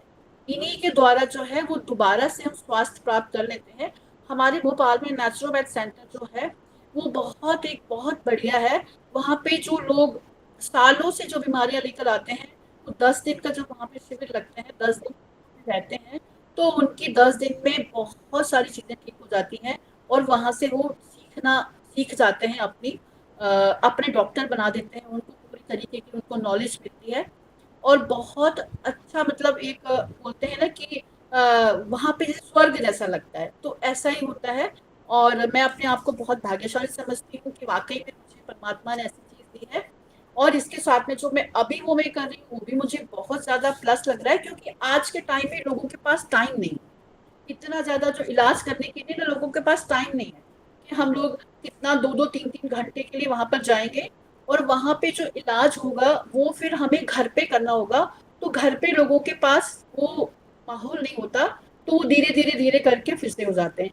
तो उसके बाद फिर हम लोगों को 2 या 3 चीज़ों पे हम लोग ज़्यादा काम करते हैं कि आप ये अपना लो। सिर्फ आप इतना ही अपनाओगे तो आप अपने जीवन को बहुत अच्छा बिता पाओगे बगैर दवाइयों के। तो उसमें आता है, सबसे पहले एक आता है एनिमा, है ना, जो कि एनिमा बहुत ईजी है करना, बहुत आसान है। मतलब ये मेडिकल की ही चीज़ है, ये सभी सर्जन के पास होता है, लेकिन हमें डॉक्टर ने कभी भी इसके बारे में हमें बताया ही नहीं। उनको सब कुछ पता होता है, लेकिन वो कभी भी हमें इस सब चीज़ों पे नहीं लेकर आते हैं, क्योंकि ये अगर डब्बा हमारे घर में आ गया तो हमारे घर में एक बीमारी भी नहीं बचने वाली है। ये बिल्कुल पक्का है। ठीक है, जो मेरे रमेश चेवानी है, उन्होंने पीएचडी करी कब्ज के ऊपर, तो वो सिर्फ 2 या 3 चीज़ों को लेकर ही ज़्यादा पेशेंट को काम करते हैं, क्योंकि आज भाग दौड़ के जीवन में ना किसी के पास टाइम है, ना वो डाइट उतनी अच्छी तरीके से खा पाते हैं, क्योंकि हम लोगों के टेस्ट बदल चुके हैं। हमारे बच्चे जो हैं वो बहुत कुछ ऐसा खाते हैं, तो सबको बदलना मुश्किल है। हाँ, जो इंसान चाहता है वो 100% बदल जाता है। अब वो धीरे करके हमारे शरीर की ऐसी आदत हो जाती है, तो वो सब बैलेंस हो जाता है। अगर हम खाते भी हैं तो उसको बैलेंस भी कर देते हैं। तो इस डब्बे का जो उपयोग है, जो पहले वैसे जो हमारा नेचुरोपैथ सेंटर है भोपाल में, अगर वो जो वहाँ के सबसे पहले जो हमारे गुरुजी है वहाँ के, उनसे ही शुरू हुआ है।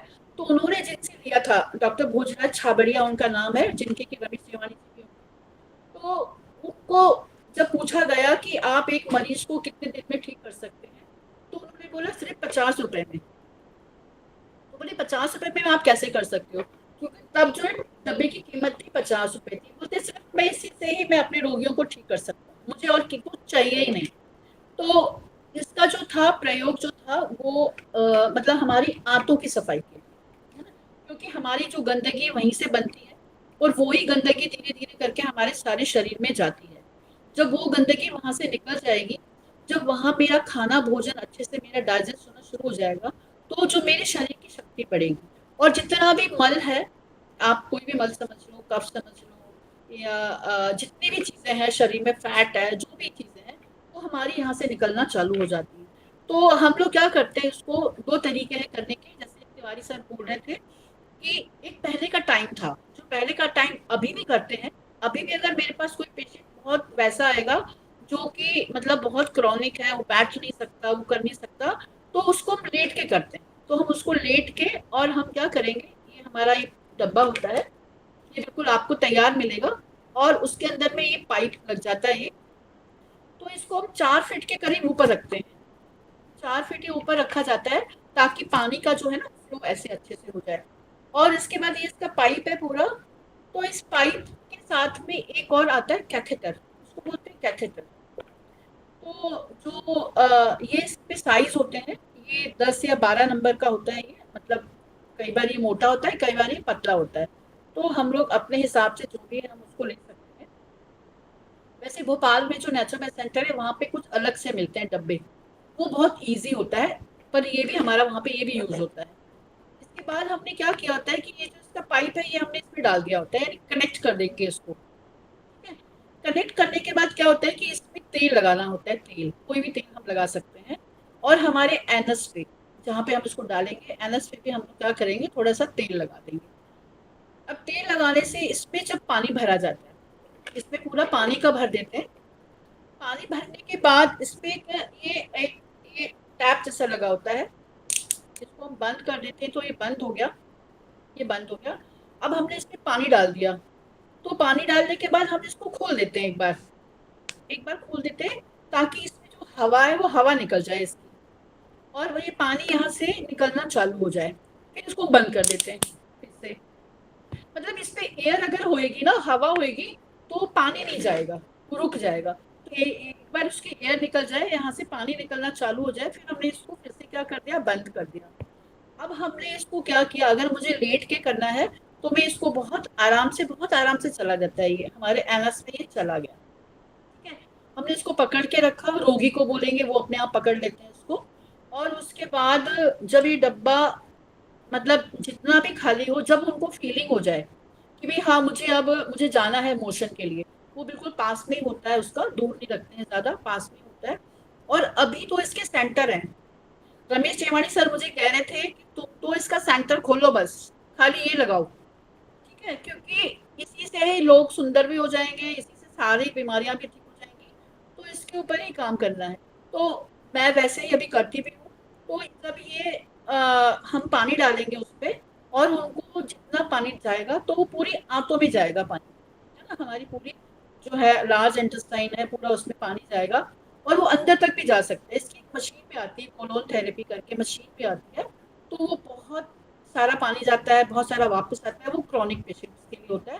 लेकिन अब हम लोग जो इसका एक एडवांस, मतलब एक ये तरीका हुआ, हमने ये पानी डाल दिया, फिर उसके बाद पेशेंट गया अपना क्लीन करके आ गया। लेकिन अभी भी उसको लग रहा है कि नहीं मुझे और भी मतलब है, इच्छा है अभी, और ऐसे लग रहा है कि मेरा पेट अभी साफ नहीं हुआ, तो दोबारा से भी हम इसको कर सकते हैं। ये हमने कर दिया तो ये हमारा हो जाता है एक वैसे पेशेंट के साथ में, या किसी और की मदद की जरूरत पड़ती है। लेकिन अभी जो हमारे रमेश सर जी ने जो पीएचडी करी, तो उन्होंने इसका एक और एडवांस चीज निकाली कि वो ये किया कि हमारे ये ना टॉयलेट में ये लगा रहता है, हमारे में भी दोनों टॉयलेट में लगा हुआ है, और हम लोग इसका करते हैं यूज। तो इसको हमने 4 फीट ऊपर लगा देते हैं, इसको है ना, 4 फीट ऊपर लगा दिया दीवार पे, जहाँ पे हमारी सीट लगी होती है वहीं पे। फिर हमने इसमें पानी भर दिया और हमने इसमें तेल लगा दिया, सेम वही, हमने इसका पानी एक बार निकाल दिया, फिर हमने तेल लगा के इसको हमने अंदर डाल दिया, और हम इसको ऐसे ही पकड़ के खड़े हो जाते हैं, मतलब बैठ जाते हैं ऐसे ही पकड़ के।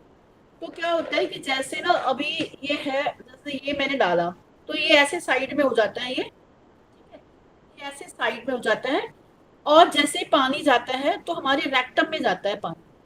तो ये डब्बा तो हमारा बहुत बड़ा है, रेक्टम हमारे में पानी जाएगा, और वहां पे एक स्टिमुलेशन हो जाती है और हमारा मल आना शुरू हो जाता है।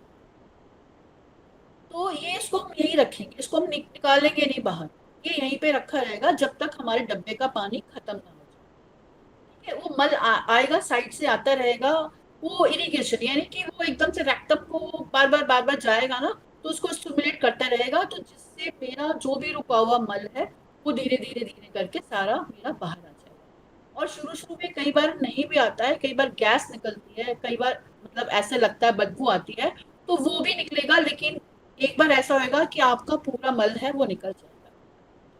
और इसके बाद जैसे कई बार क्या होता है, कई बार हमें कहीं जाना है ना, बाहर हम जाते हैं या हमें जल्दबाजी में हमें मोशन नहीं आता हमें, लेकिन हमारे माइंड में होता है कि अरे मेरा पेट साफ नहीं हुआ ना, तो बाहर जाने में दिक्कत होती है। तो अगर हम इसका उपयोग कर लेते हैं तो क्या होता है कि उसी टाइम पे हमारा पेट साफ हो जाता है। और दिन में जैसे हम 2 बार बोलते हैं कि पेट साफ होना चाहिए, शाम को अगर कई बार नहीं हुआ तो हम इसका उपयोग करते हैं। और इसकी ना आदत नहीं पड़ती है, जो वो वाला लेट के हम करते हैं उसकी आदत पड़ जाती है, क्योंकि वो पानी पूरा अंदर जाता है और अंदर से वो लाता है, ये हम अंदर नहीं भेजते पानी। तो जैसे हम लोग एक कुल्ला करते हैं ना, जैसे अपने मुंह की सफाई करते हैं, ऐसे ही क्या करता है हम इसको भी, हम लोग एक दिन में 1 बार 2 बार, शुरू में हम लोग 4 बार, हम लोग 10 बार भी यूज कर सकते हैं। जब तक मेरे अंदर से पूरी वो गैस वैस गंदगी ना निकले तब तक हम इसका उपयोग कर सकते हैं, और बहुत अच्छा लगता है करने के बाद, क्योंकि एक सेटिस्फेक्शन मिल जाती है, इतना हल्का हो जाता है। और यही एक चीज है जिसपे कि हमारा जो है नेचुरोपैथ का पूरा जो है ट्रीटमेंट होता है। मतलब लोग जैसे बहुत खाने की शौकीन है ना, मेरी सिस्टर भी बहुत खाने की शौकीन थी, और वो सुबह जाके नेचुरोपैथ में जाके एनिमा करवा के आती थी, तो उसको बोलती थी वो लोग कि क्या तुम इतना खा लेती हो तो फिर यहाँ पे निकालने के लिए आ जाती हो। तो यानी कि ये एक ऐसा इजी है कि हम अपना घर में, क्योंकि हम लोग भी करते हैं, मेरे हस्बैंड भी करते हैं, मैं भी करती हूँ, रोज ना भी करें हम 2-3 दिन के बाद भी करें, अगर हम रोज भी करें तो भी हमें अच्छा लगेगा। आप लोग इसको यूज करके देखिए, तो बहुत सारी चीजें हमारी ठीक होना शुरू कर देंगी। सेकंड चीज जो आती है वो आती है हमारी डाइट की। डाइट में जैसे अगर मैं बात करूँ, मैम एक मिनट प्लीज, हाँ जी हाँ जी, ये जो ट्यूब है कैथेटर, ये एनएस में कितना अंदर जाएगा, माने लेंथ? सर बिल्कुल मतलब 1 इंच के करीब मान लीजिए इतना। इतने और में अगर काम हो ज्यादा भी चला गया ना सर, ज्यादा भी चला गया तो भी कोई दिक्कत नहीं है, क्योंकि वो इतना बड़ा है ना, अंदर जगह है बहुत उसमें। यस, तो मैंने आप 2 इंच या 1 इंच में कोई प्रॉब्लम नहीं होनी है किसी को, नहीं कोई प्रॉब्लम नहीं। बस ये है कि लुब्रिकेटेड होना चाहिए कि किसी को प्रॉब्लम ना हो। हाँ हाँ जी। अच्छा, ये एक चीज ये बताइए, खाने से कितनी देर बाद ये करना है, ये प्रिकॉशन क्या है इसका? इमीडिएट कर सकते हैं सर, यही तो चीज है इसके अंदर, कि अगर जैसे मेरा खाना अभी वो तो पचने तो है वाला नहीं, वो तो अपना प्रोसेस पे है ना। वो तो पहले से है। हमने अभी खाना खाया तो वो तो अभी ऊपर ही बचेगा ना, अभी तो वो हमारे स्टमक में है ना। करेक्ट तो ये जी तो हमारे नीचे का काम है, जी, तो इसमें कोई दिक्कत नहीं है, आप इमीडिएट भी कर सकते हैं खाना खाने के। ठीक है मैम, थैंक यू। ये सिर्फ जैसे मैंने बताया कि जैसे हम खाना खा के मुंह का कुल्ला करते हैं ना, तो वो एक तरीके से उसकी सफाई है, उसको स्टिमुलेशन है ना, बाकी कुछ नहीं है। कई बार ऐसी फीलिंग होती है ना, तो वो तो बोलते हैं आप ट्रेन में भी लेके जाओ, ट्रेन में भी लेके प्योर जैसे वेस्टर्न कमोड वाला यूज करेगा इसको नॉर्मल, तो ये ट्यूब तो दब जाएगी ना बॉडी से? नहीं नहीं दबती सर, नहीं नहीं दबती। दबती। हाँ अच्छा, जी, पैर पड़ा वो रहेगा आराम तो से, भी वो वाटर का फ्लो हो जाएगा? हाँ तो भी वाटर का फ्लो हो जाएगा। क्योंकि वो पकड़ के रखना है, ये टिपिकल है ह्यूमन के लिए कि उसको कैसे पकड़ेगा, इसलिए अगर वो दबा रहेगा, फिजिकल जो प्रॉब्लम है प्रैक्टिकल।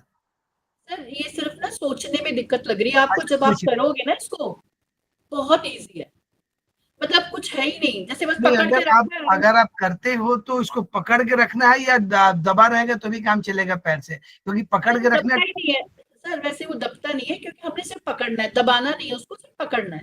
नहीं, तो आप जितनी देर बैठे रहोगे उतनी देर इसको आप पकड़े रहोगे। हाँ जी, 5-7 मिनट वो और जो कितनी भी देर। है, मतलब जो भी हाँ ड्यूरेशन है आपको पकड़ के रखना है।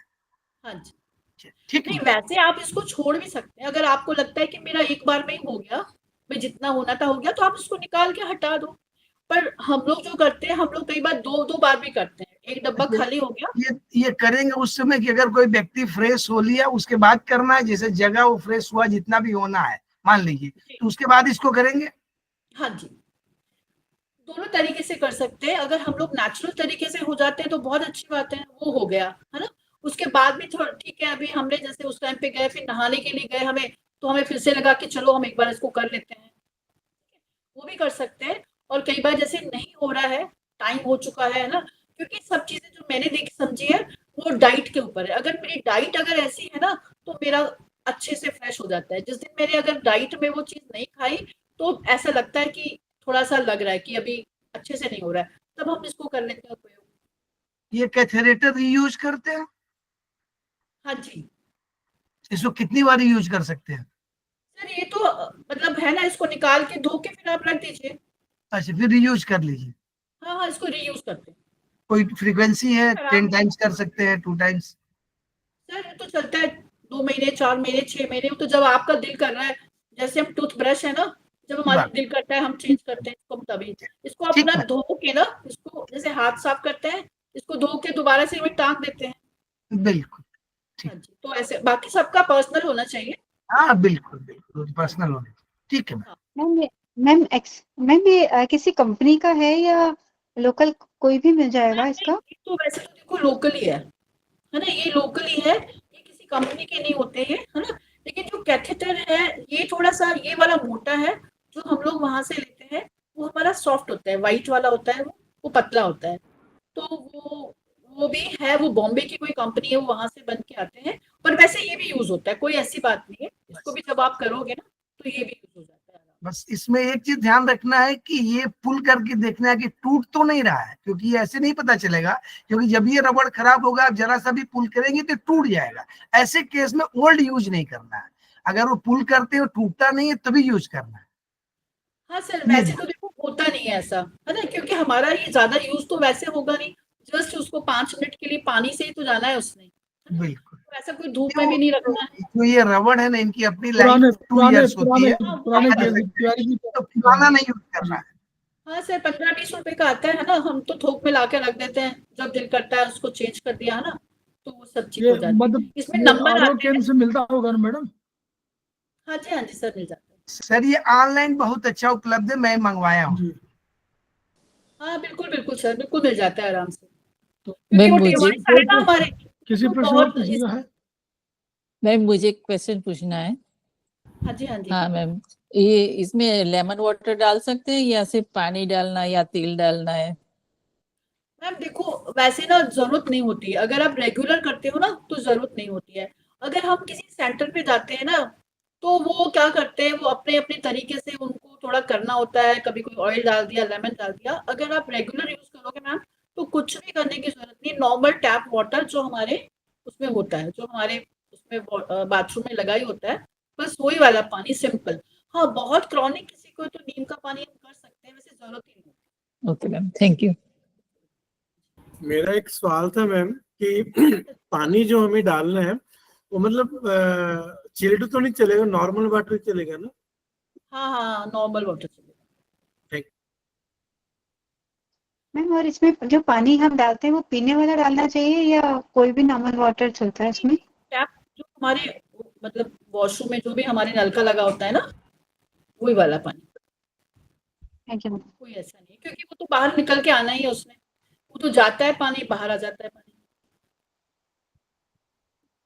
नहीं, आपको क्लीन सेकंड वाटर चीज यूज है वो करना है है, हमारी, क्लीन वाटर यूज करना है, मैंने अपनी बॉडी के लिए यूज करना है तो अच्छा वाटर यूज करना है। 1 लीटर पानी है तो क्लीन होना जरूरी है वाटर का।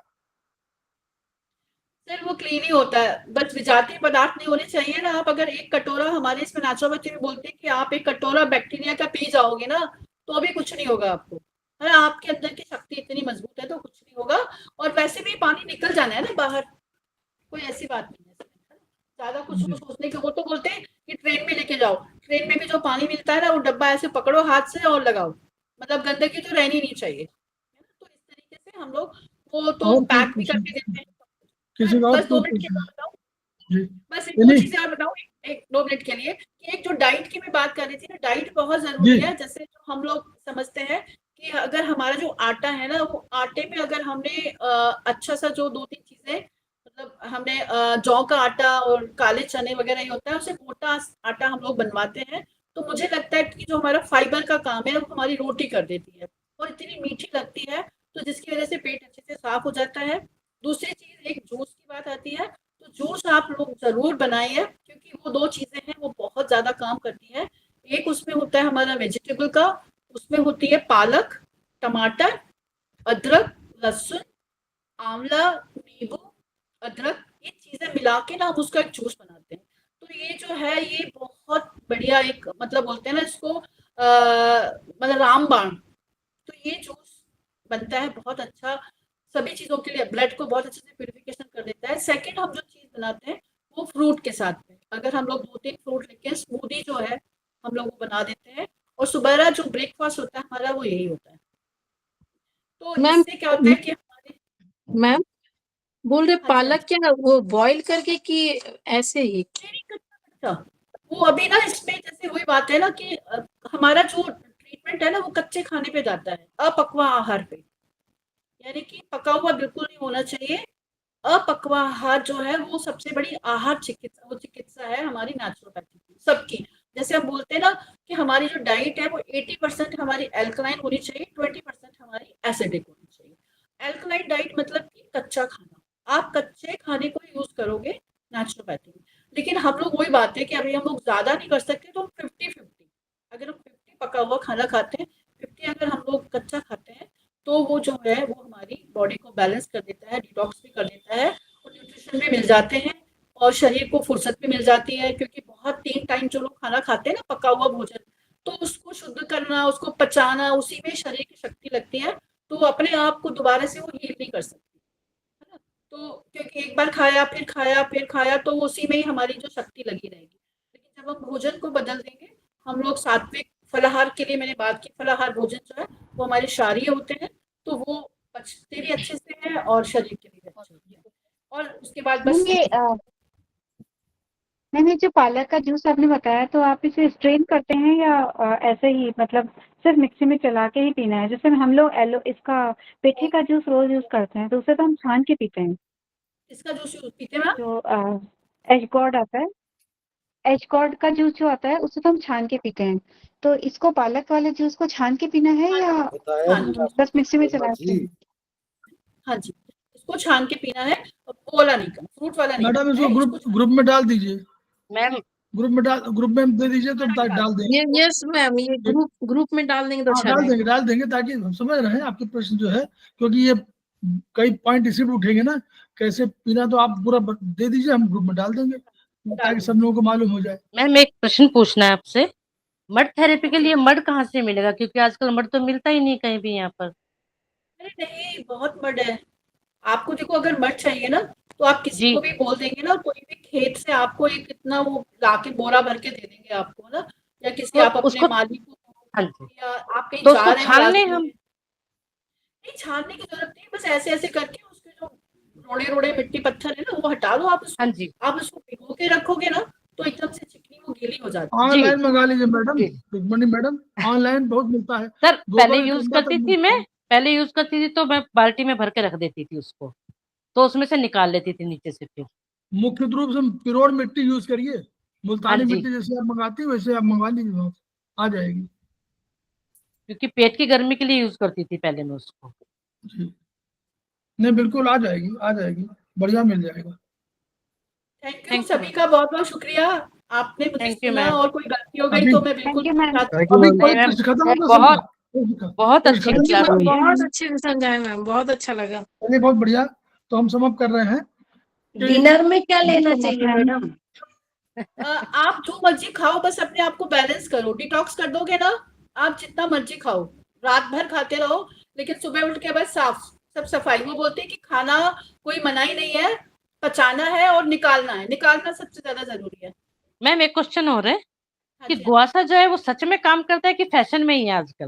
नो नो नो नो, बहुत जबरदस्त, काम बहुत करता है? जबरदस्त अच्छा, मैम, बिल्कुल। अभी तो जो मैं मेरिडियंस पे इसी से कर रही हूँ, बहुत अच्छे से। Okay ma'am, thank you ma'am. Thank you. हमारे ग्रुप में कई लोग और जुड़े हुए थे, बीच में ही जुड़ पाए थे हमारे उसमें। समवाय फाउंडेशन के हमारे महासचिव धुरेंद्र चतुर्वेदी जुड़े हुए थे, उनका स्वागत। हमारे सुश्री बबली जी जुड़ी हुए हैं, समवाय फाउंडेशन के एक सिटी मेंबर। उनका स्वागत। ये सारद जी हमारे जुड़े हुए थे, समवाय फाउंडेशन के प्रमोटर, उनका स्वागत। आभा गर्ग जी जुड़ी हुई थी, उनका स्वागत। प्रीति जैन जी जुड़ी हुई थी, उनका स्वागत। रुचि श्रीवास्तव जुड़ी हुई थी, उनका स्वागत। मनीषा राबाडिया जी जुड़ी हुई थी, उनका स्वागत। शोभा गुप्ता जी जुड़ी हुई थी, उनका स्वागत। तो हम इस स्वागत की कड़ी के में पुनः डॉक्टर कोमल बालवानी का धन्यवाद कर रहे हैं कि जो उन्होंने कंसेप्ट बताया वो देखिए, हम लोग जो एक्यूप्रेशर पढ़ रहे हैं मोर और लेस उसी तरह की बातें हैं। प्राकृतिक चिकित्सा वही है जो हम लोग बार बार कह रहे हैं कि धर्मार्थ काम मोक्षाणाम आरोग्यम मूलमुत्तमम्। हमको धर्म अर्थ काम मोक्ष हम उसको इस रूप कर रहे हैं, लेकिन हमको निरोगी रहना है। अब निरोगी रहने के हमारे तमाम उपाय हैं। कैसे उपाय हैं? तो हम, मैडम ने कहा, डॉक्टर कोमल बालवानी ने एक पॉइंट कहा कि हम लोग आयुर्वेद में कह रहे हैं खाद्य चेतना संस्था धातवा पुरुषा स्मृता। हम कह रहे हैं कि आकाश वायु अग्नि जल पृथ्वी, और एक कह रहे हैं प्राण या चेतना, वही महातत्व है। उसी महातत्व की बात वो कह रहे हैं कि अगर ये सब सारी चीजें कंबाइंड रहेंगी और ये महातत्व आपके साथ रहेगा तो इन सबको क्या करना है? नॉर्मल नेचुरल रखना है। रावण काल से इसकी शुरुआत बता रही है। रावण काल से शुरुआत बता रही कि उसके पहले वर्चुअली कोई चिकित्सा की वो नहीं थी, और उपवास माध्यम से, आहार विहार के माध्यम से, निद्रा के माध्यम से अपने जीवन को संतुलित कर रहे थे, इन्हीं चीजों में बैलेंस करके। लेकिन जिन लोगों को उपवास में भी समय लगता था कि हम कैसे भोजन नहीं करेंगे, कैसे जीवित रहेंगे, वहां पर रावण काल में उन्होंने जड़ी बूटियों का शुरुआत किया, और जड़ी बूटियों के माध्यम से ये दूसरी जड़ी बूटियों वाली चिकित्सा शुरू हुई। उससे क्या हुआ? ये सभी मानते हैं जड़ी बूटियों में अधिक आवश्यक तत्व हो सकते हैं, लेकिन कुछ टॉक्सिन भी हो सकते हैं। उन टॉक्सिन की वजह से प्राकृतिक चिकित्सा का स्वरूप बदल गया, और प्राकृतिक चिकित्सा अपने रूप में वही रही, लेकिन हम लोग जो जिस चिकित्सा को बनाने लगे वो हमारे जड़ी बूटियों या केमिकल्स का यूज हुआ, उसने हमारे शरीर में सारे संतुलन को नष्ट कर दिया। और उस संतुलन को नष्ट करने के बाद आज वो कह रहे हैं कि सारी चीजें वही है कि हमको क्या करना है? मानसिक रोग भगाना है। हमको आदि भौतिक यानी शरीर के रोग, आदि दैविक, दैवी हम लोग दैवी मानते हैं, तो ये सारे रोगों को भगाने का तरीका उन्होंने बताया कि ये हमारा कौन सा है, जिसने प्राकृतिक चिकित्सा, प्रकृति के साथ संतुलन स्थापित करना है। कुछ नहीं करना है, जल चिकित्सा करनी है, अपने मुंह उपवास करना है, हम मिट्टी के साथ अपने को जुड़े। अब तो मिट्टी छूना पाप माना जाता है कि मिट्टी नहीं छुएंगे, तो अब वो वायु की चिकित्सा है, सूर्य की चिकित्सा है, सारी चीजों के प्राकृतिक चीजों के संपर्क में रहेंगे तो हम उतना ही रहेंगे। बहुत लंबा उनका विचार है ये, लेकिन भूख से कम खाना चाहिए, आधा पेट खाइए। हम लोग कहते हैं 1.5 से 2 लीटर के बीच में हमारा स्टमक है, हमको आधा खाना चाहिए, 50% हमको खाना चाहिए, 1/4 यानी 25% हमको पानी पीना चाहिए, और 1/4 यानी 25% हमारा स्टमक खाली रहना चाहिए। और डिटॉक्सिफिकेशन के लिए कहा कि डिटॉक्सिफिकेशन इज मोर इम्पोर्टेंट, मतलब जो हमको बाहर निकालना है वो मोर इम्पोर्टेंट देन ट्रीटमेंट। तो ट्रीटमेंट क्या है? कुछ नहीं, आपको अपने ऊपर रखना है। और उसके लिए उन्होंने कहा, एक तो उपवास कहा, दूसरा उन्होंने कहा भोजन शुद्ध लीजिए, और तीसरा उन्होंने कहा कि इसको हम कैसे बाहर निकालेंगे, उसकी अपनी चिकित्सा है कि मल हमारा बाहर निकले, और मल अगर बाहर निकलता रहेगा तो अंदर से टॉक्सिन निकलेंगे, मल के माध्यम से, स्वेट के माध्यम से, कफ के माध्यम से, नाक, जितने भी हमारे बाहर निकलते हैं शरीर के बाहर, वो सब मल के रूप में है, और उनको बाहर निकालने का हमारा वो है। और ये बहुत उपयोगी रही, मुझे लगता है शायद सबको अच्छी लगी होगी। हम पुनः उनका धन्यवाद दे रहे हैं कि इतनी अच्छी चिकित्सा से हमको उन्होंने परिचय कराया। तो इन्हीं शब्दों के साथ हम सभी का धन्यवाद दे रहे हैं। सर कोमल मैम का नंबर डाल दीजिए ग्रुप में, फोन नंबर डाल देंगे, हम आपको दे देंगे जी। ग्रुप में मैडम का नंबर तभी डाल सकते हैं जब मैडम परमिट करेंगे, क्योंकि ये ईमेल है वो है। जी जी जी, ये इसमें तो नहीं डालेंगे, उसमें हम डाल सकते हैं इंडिविजुअली, आप उसको ले लीजिएगा हमारे ग्रुप से ही, मैं ग्रुप में डाल दूंगा। तो हम धन्यवाद दे रहे हैं, सारे लोगों को धन्यवाद है जो लोगों ने क्लास अटेंड अगर किया। आपके ग्रुप में जुड़ना हो तो सर क्या करना पड़ेगा? अब ग्रुप में जुड़ गए आप हमारे? जुड़ चुके, जुड़ तो गए जुड़ गए आप नंबर दे दीजिएगा, हम आपको ग्रुप में जोड़ देंगे। ठीक है सर, नंबर हमारी जो ये हमारी जो समवायिक क्लासेस हैं, ये हमारी सबके लिए है, ये ओवर टू मतलब सबके लिए ओपन टू ऑल है, और ये सबके लिए है। ये अभी हम लोग मंडे भी हम लोग क्लास रखते हैं, वो भी हमारे ओपन टू ऑल होती हैं। कुछ क्लासेस हमारी जो है कंफाइंड है, तो वो ये अलग। नंबर आपको कहाँ पे प्रोवाइड कराना पड़ेगा सर? ये आपके पास पहुंच गया? आप अपना रजिस्टर नंबर, कर लेंगे आपका नंबर। आप नंबर हमको, जो भी लोग ढूंढना चाहते हैं अपना नंबर हमको दे देंगे, और मैडम को दे देंगे, डॉक्टर कोमल को दे देंगे, वो हमको भिजवा देंगी। और जो लोग और जानते हैं वो मुझे दे देंगे, किसी को दे देंगे। तिवारी जी, इनमें जितने लोग जुड़े हुए हैं किसी को आप नंबर दे देंगे, तो शायद वो सारे लोग जो है अल्टीमेटली उसको हम तक पहुंचा देंगे, और हम सबको जो ग्रुप में जोड़ देंगे। ये ग्रुप सबके लिए ओपन है। तो बहुत बहुत धन्यवाद सभी का, इतने अच्छी परिचर्चा के लिए धन्यवाद दे रहे हैं। धन्यवाद, थैंक यू सर, नमस्कार सभी को। कल मिलते हैं। Thank you sir.